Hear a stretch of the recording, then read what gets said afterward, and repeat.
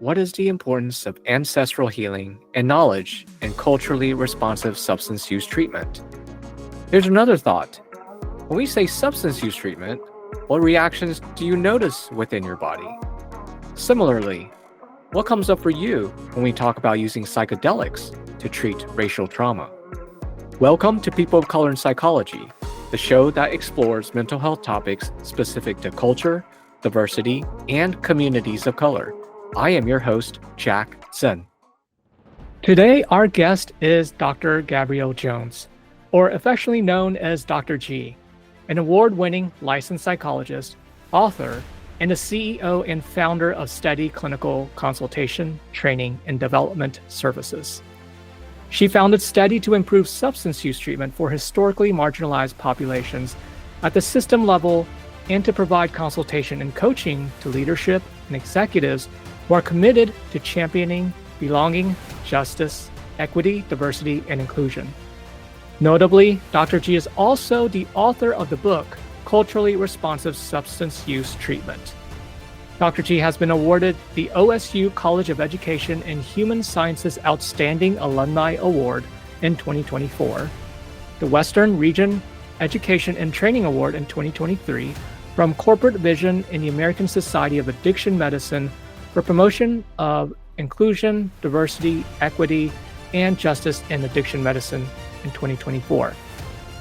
As of her clinical expertise, Dr. G has over a decade of experience working with marginalized communities, specifically adolescents labeled at risk, people involved in the juvenile justice system and their families, and people who have substance use concerns or have been diagnosed with a substance use disorder. Furthermore, Dr. G has worked in direct care hospital settings, community mental health settings, primary school settings, and university settings as a faculty member.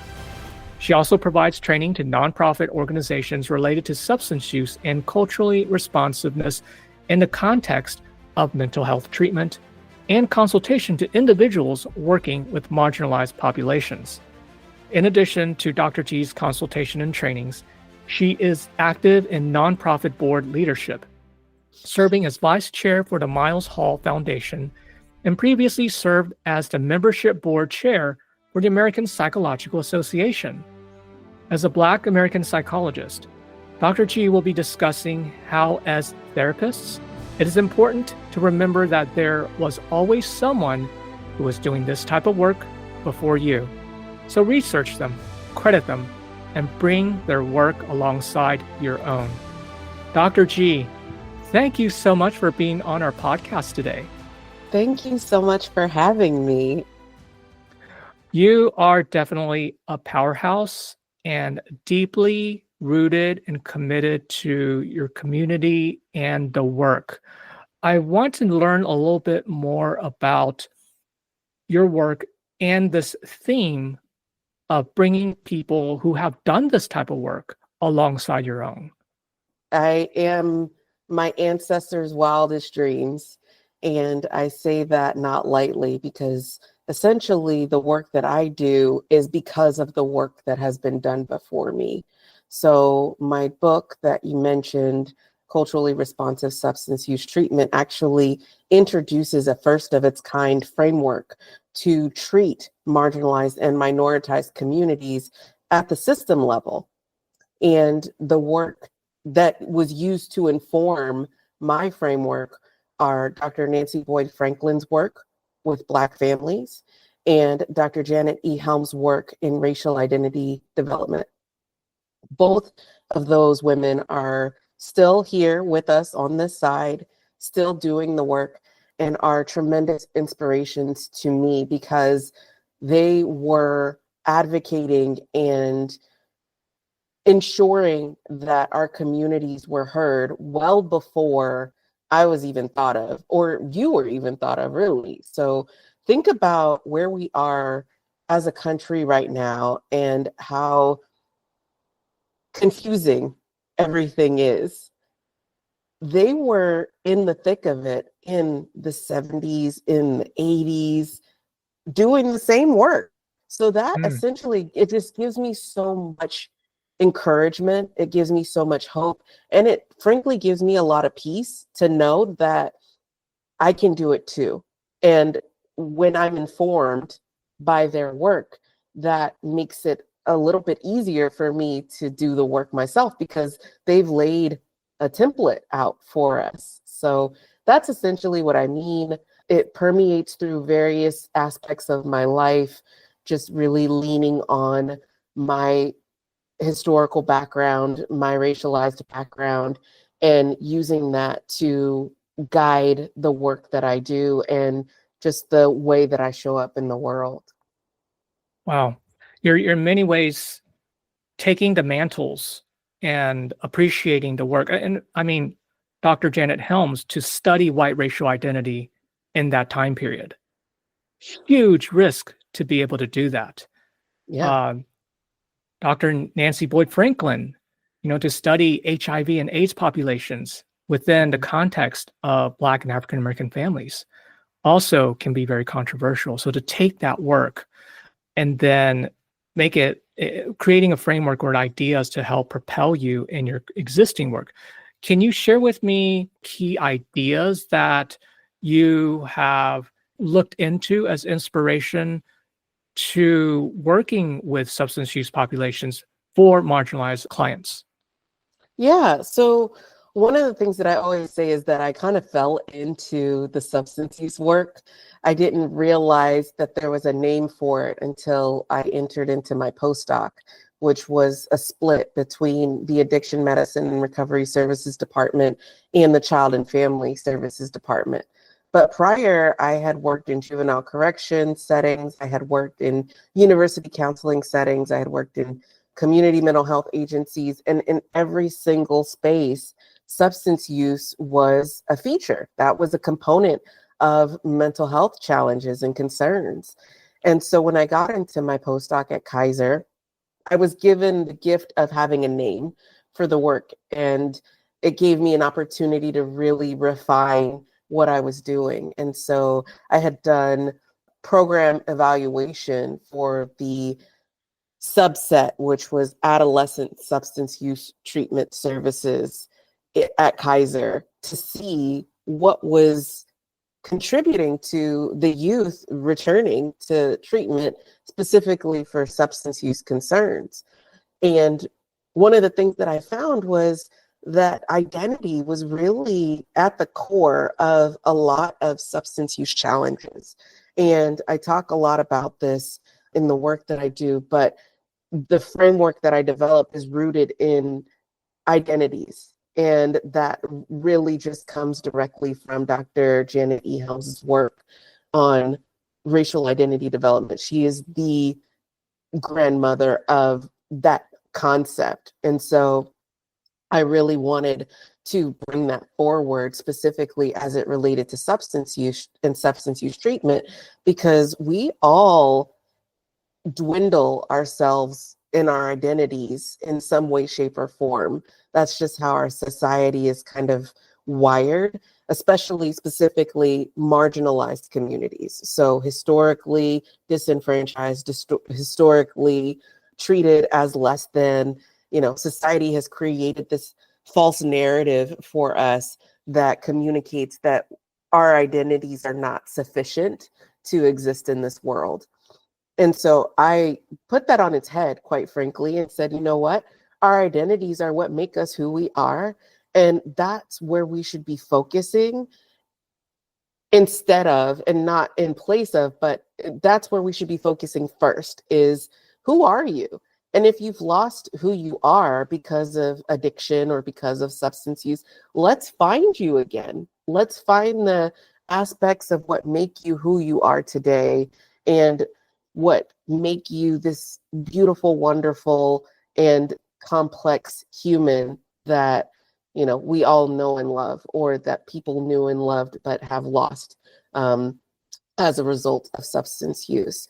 And that really invites people to explore areas of their life that make recovery sustainable, and it increases the likelihood that they will begin to engage in more community connection. So What I mean by that is if I used to be an artist and I kind of lost that gift because of, an addiction or substance use got in the way, or I had some new challenges. If I were to go back to my love of art, that in and of itself becomes bigger in my life, Hmm. and the substance becomes smaller. Hmm. And it's a natural progression. And it's not just art. Maybe I come back to my faith. Maybe I get an apprenticeship. I was just listening to a New York Times article yesterday about the juvenile justice system and recidivism. And over the last 20 years, from 2000 to 2020, there was a significant drop, 74% drop in youth that were being incarcerated, and also a drop in youth that were engaging in crime behavior. Oh, And interesting.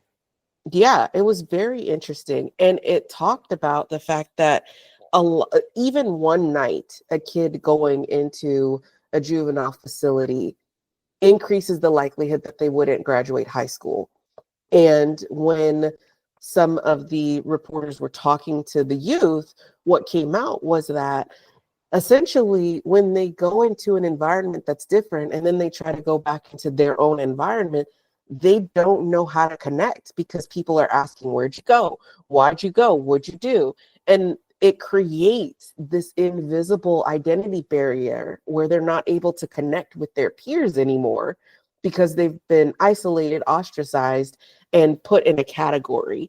And so they're looking for their new community or their new identity, which leads down more often than not a path of not graduating high school, getting in more trouble because now that's a label that you carry.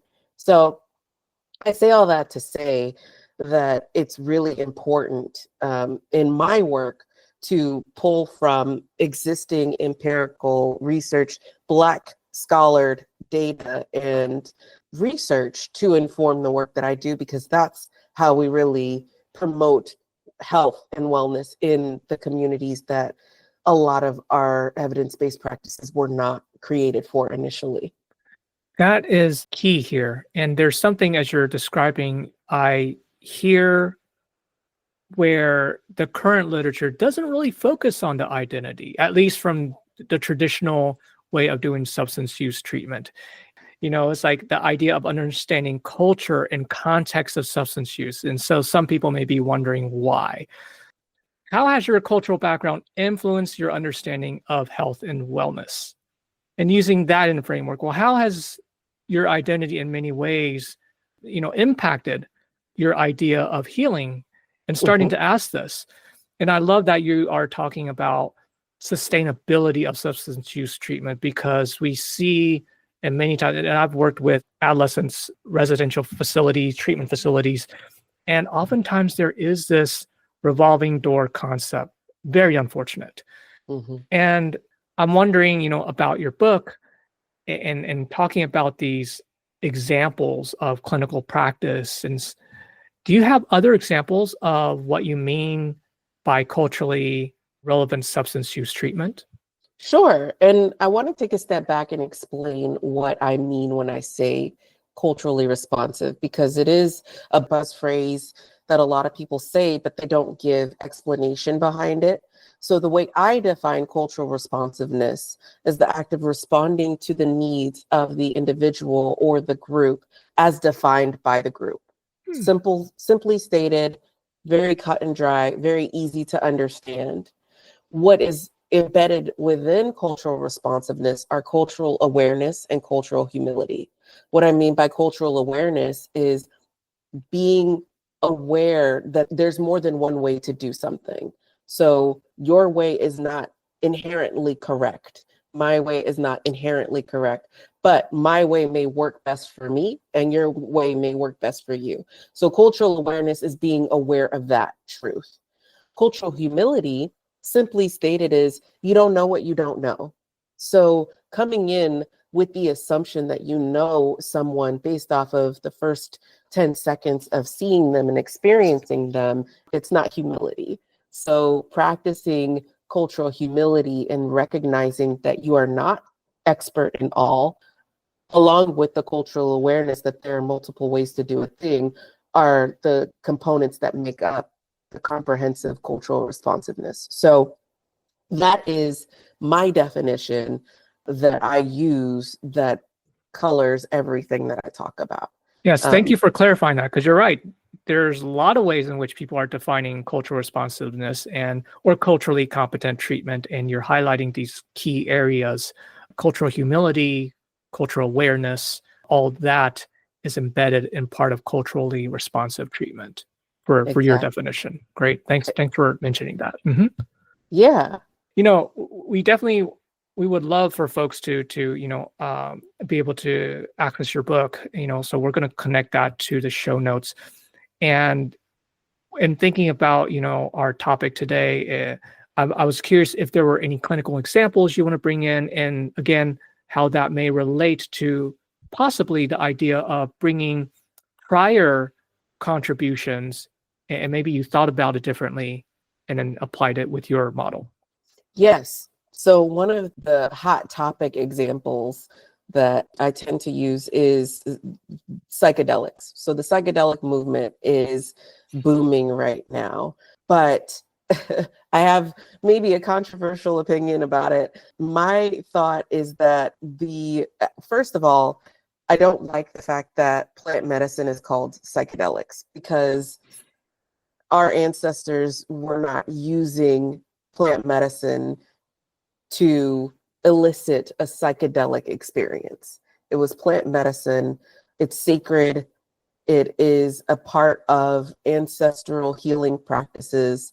And I say it, but I'm referring to most plant medicines. If you're talking about mescaline, peyote, whatever, but anything that has grown from the earth and is used for the purposes of healing or medicinal purposes. And so our ancestors have been using plant medicine for centuries.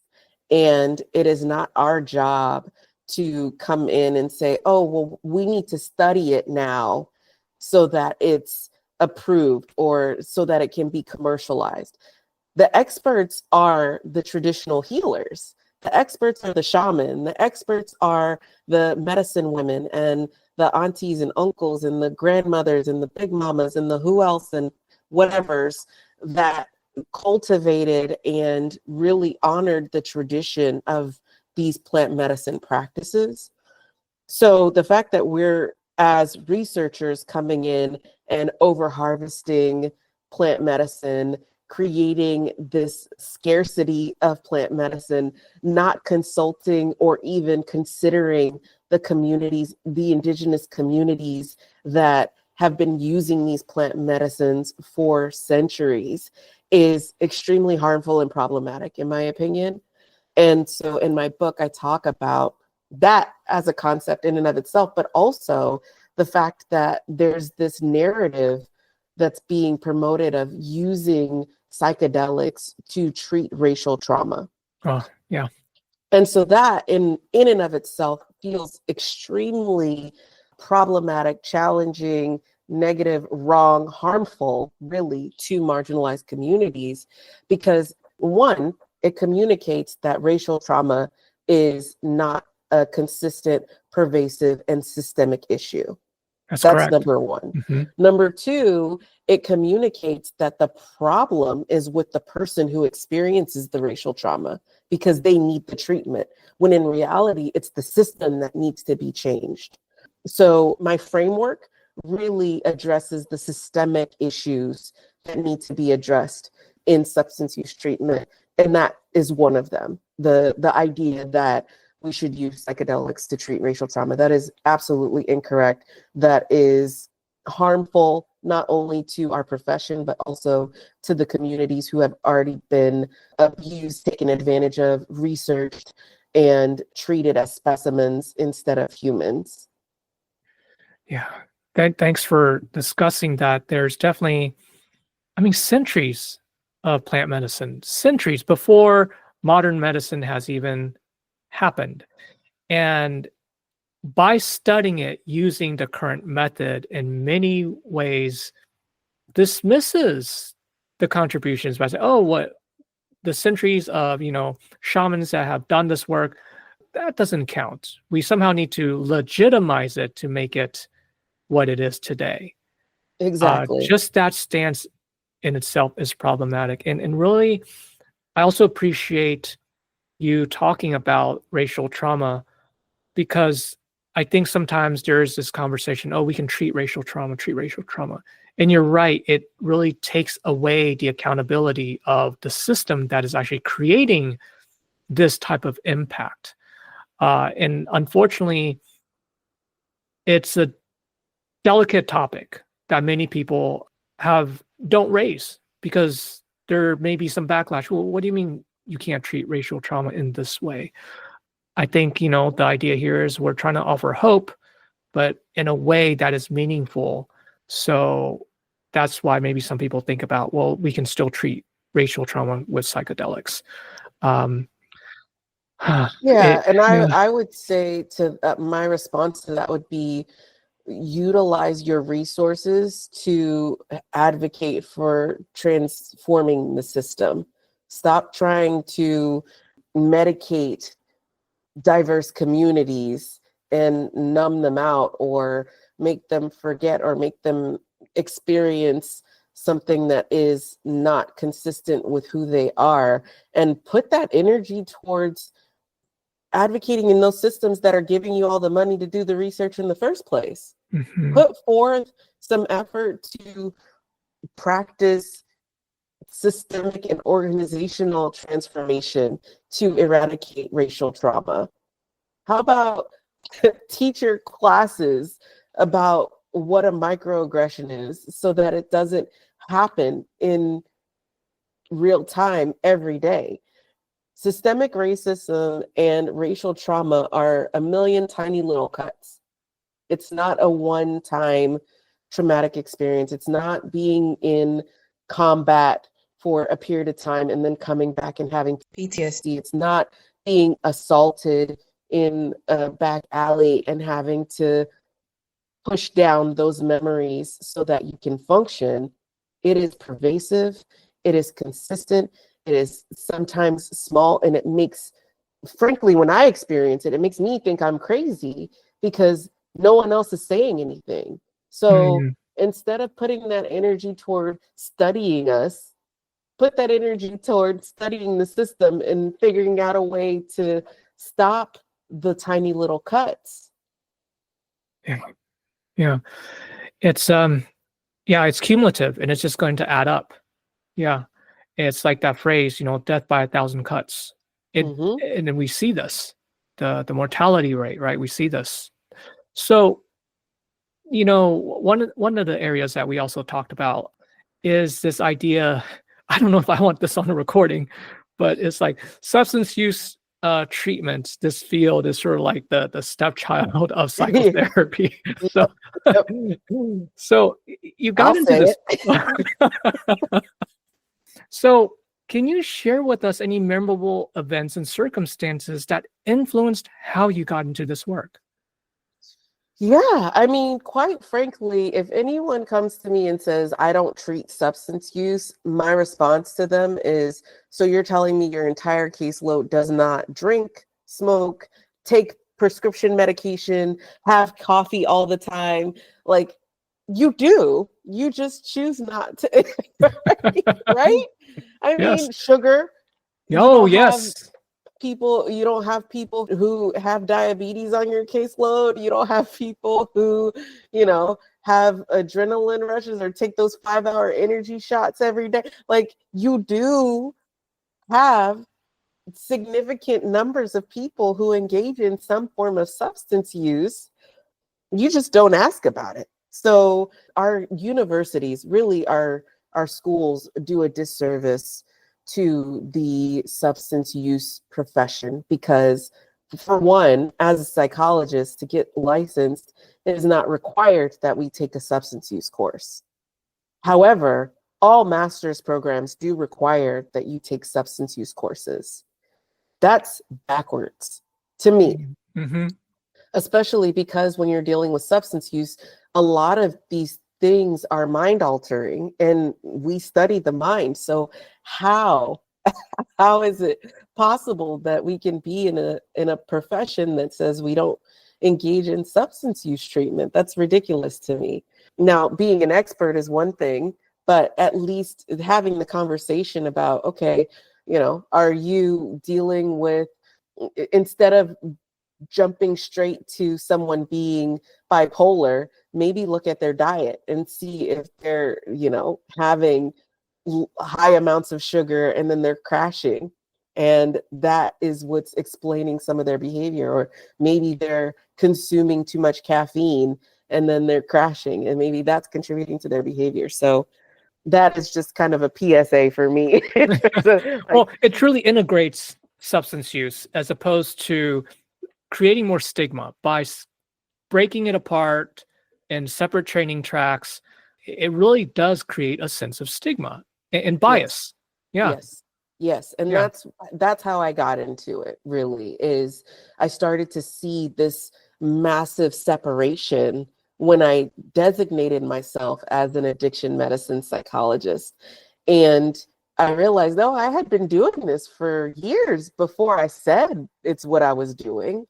I mean, everybody was smoking weed in the juvenile correctional facilities, so it's not like that isn't something I had to handle, but I had always seen it as more integrative.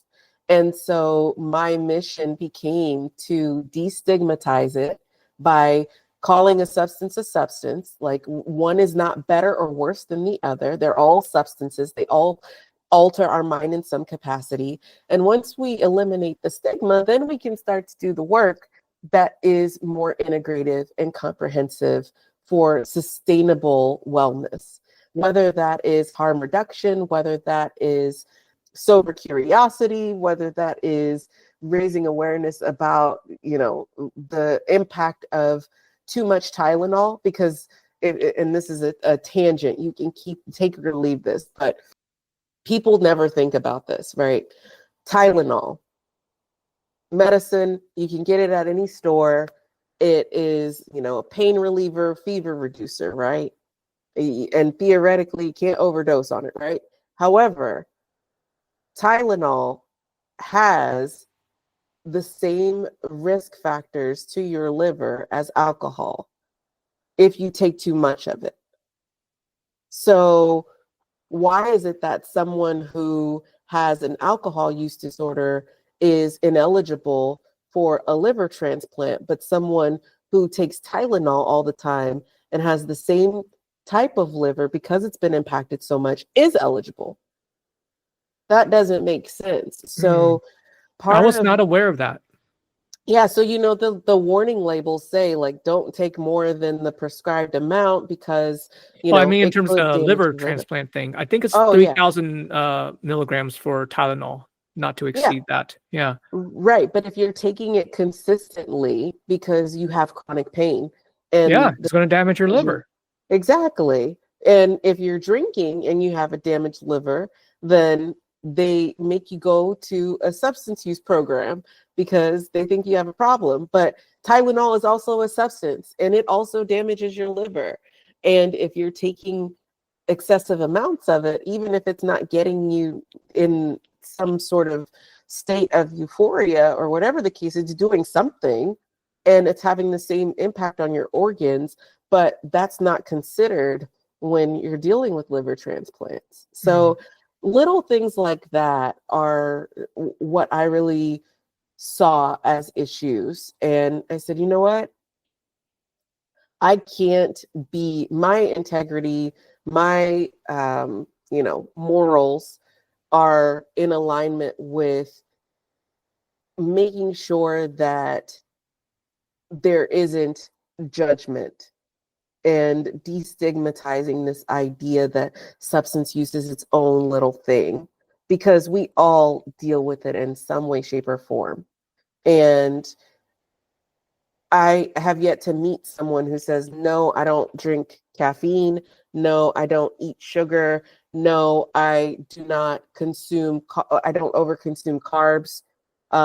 No, I don't have a glass of wine with dinner or whatever. There's no one I've met who abstains from all substances that have the capacity to become addictive in some way. So that's kind of how I really decided that substance use was going to be my lane. Yeah. It's also very pioneering what you are trying to do here. You're destigmatizing the field in a very transformative way. So I'm so glad that we're here to talk about that, and we have this episode for you to highlight these issues, because there are many therapists out there who, like you said, oh, I don't treat substance use. But wait a second, substance use disorder versus substance use. And of course, we Right. can have a whole entire, episode about how those labels get put into the DSM. Yep. But I think, because you're already in talking about substance use treatment, this is a question I ask everyone on the podcast, which is, as a person of color, what were some challenges that you faced and overcame that you would be willing to share? Well, I can share early grad school experience. I was the assistant to the training director at my graduate program, and I was in charge of interviews. I think timing is beautiful because a lot of my mentees are going on grad school interviews right now, but I was responsible for coordinating our school's interview process. So when it was in person, every faculty member was in a room and we had 20 minutes and the prospective students would rotate, so on and so forth. And so I would knock on the doors to give them 5-minute warnings so that they could wrap up. And it was very efficient. I received a lot of really good feedback on the process, and I'm grateful for that experience. My supervisor, my direct supervisor, after the interview process, we had our practicum meeting or something like that, and it was unrelated to my clinical case that I was presenting to him. So I come into the room, it's an older white male, and he says to me, "Oh, wow, you were just a slave driver during the interview process." Oh, What? wow. How? Oh, I'm sorry. I'm just in shock because I'm doing a double, triple, quadruple take because I don't even know how you even respond to that. Yeah. Oh Yeah. gosh. Yeah. How do you respond to that? How do you respond as a early 20s Black student being told by your older senior white male faculty member in a program that you're trying to graduate from that you were a slave driver during a process that had, I mean, I don't even, that was a very formative experience for me, because I initially was like, in what world is that okay to say to anybody, period?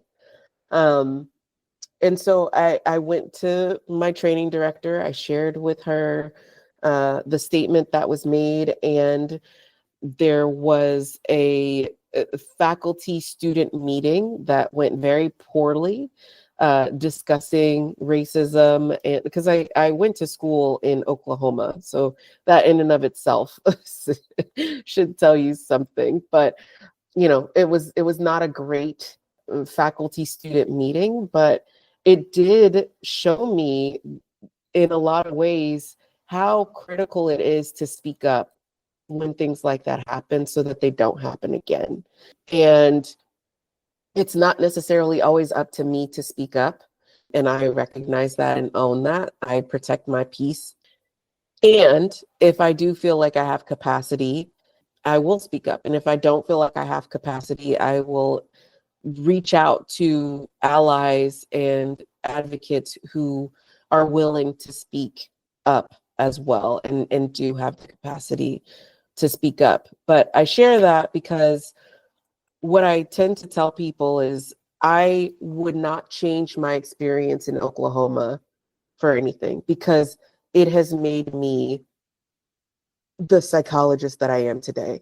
Because not only am I able to navigate being from the West Coast, very liberal California, being able to navigate people who have that mindset, but now I am very well versed and comfortable with experiencing and engaging with people who have very opposing views to myself. I'm able to have productive conversations with people who think differently from me. And I'm able to recognize that the work doesn't stop just because somebody's upset and they try to stop it. It's just a matter of taking a different approach. And that's what, Dr. Nancy Boyd Franklin and Dr. Janet Helms inspire me to do. Their work and their persistence is what lets me know, you know what? If this door closes, that means nothing. That just means there's another door that I need to find. Or maybe it's not a door. Maybe I need to get me a plane. And maybe it's not a plane. Maybe I need to go underground. Like, my ancestors have always found a way. And so the work doesn't stop just because someone says something out of pocket like that. Right, right. Oh, it definitely takes a lot of skill to be able to face those difficult moments and to work through it. And something that you are bringing up here that I think is this idea, well, you may not speak up this time. However, you can also collaborate with your allies, colleagues, so that others can speak up, which speaks to the importance of you raising the issue to begin with. Mhm. And I don't mean raising an issue, making the issue, but you bringing up the subject matter, you bringing up that this is a problem. It's Yeah, going to impact all of us if no one yeah, brings it up. that's Yeah, right. yeah. That's right. Well, so Dr. G, as a Black American psychologist, what does that mean for you? Well, speaking in the context of identities, I first identify as a Black woman, and then I identify as Christian woman. My identity as a psychologist is way, way down the list. It's not, it's not something that I love being a psychologist, but I am blessed to have found a career that aligns with who I already am as a person. So what it means to me to be a Black woman and psychologist is that I have an obligation to the communities that suffer the most, to help contribute to less suffering. I have a privilege of being a doctor and having an advanced degree, and I need to make sure that I do something with that privilege that is meaningful for everybody, because if it affects one, it affects all. And people may not feel that way and they may not experience life that way, but the proof is in the pudding, and it does affect us all in some way, shape, or form. So as a Black psychologist, it is my job to do the work. As a Black woman, it is my job to protect my peace. As a child of God, it is my job to remember that the battle is not mine, but I'm Mm, merely a soldier in it. wow. Um, It's a lot of groundedness. Gosh. yeah, And I imagine doing this work is tiresome. And mm, sometimes you do need rest. yeah. So, how can we support you? Well, pay Black women. You can support me by paying Black women. You can support me by buying my book, leaving a review, spreading the word, making it a essential reading for your courses so that the students, the next generation, can learn why this is so important, and also that there is another way. So spreading the word, really. I also recently this year launched a certification program for organizations. So there's a CRUST certification, a formal organizational certification for orgs that are really wanting to be more culturally responsive in their approach to their clients to their workforce, but don't necessarily know where to start. So reach out. My team is amazing, full of diverse individuals who are committed to the mission and passionate about destigmatizing substance use and making substance use treatment a place where everybody can receive the care that they need in the way that they need it.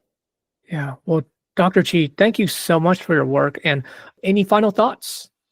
I think if I were to leave the listeners with anything, it would be to remain curious, remain open, and do the uncomfortable. We are in a time that demands that we step out of our comfort zone for the sake of our children, for the sake of our communities, for the sake of our parents and our grandparents, and just to honor those who did the work before us when it was much harder. And I do want to shout out my psychological home, where my psychological roots come from before I even knew what research looked like in real life, was ABPSI, the National Association of Black Psychologists. I joined as a sophomore in college. It was the first professional nonprofit organization that I joined as an adult, well before APA actually. And that's just my home. I love the organization. It cultivated me. It taught me so much. It encouraged me and let me know that there are others like me. And it's really where a lot of my psychological rootedness comes from. So shout out to ABPSI. Very grateful for that organization. So it allowed me to see people who looked like me doing the work that I had hoped to do. And I had the honor and privilege of being mentored in part by Dr. Joseph White, who is one of the founders of the National Association of Black Psychology and the father of Black psychology. May he rest in power and rest in peace. But yeah, ABPSI is a lot of why I think the way that I think. So, well, Dr. Chi, thank you so much for the powerful words and a phenomenal insight and just the idea of really destigmatizing substance use treatment and bringing identity back into the center. Thank you so much. Thank you. It's my pleasure. A huge thank you to our listeners. If you enjoyed this episode, please share and subscribe to People of Color in Psychology. You can also support us by registering for continuing education courses or making a one-time donation on the Multicultural Counseling Institute's website. Your feedback is important to us, so feel free to send an email, a message on LinkedIn, or leave a voice message on our website. Until next time, this is your host, Jack Sun.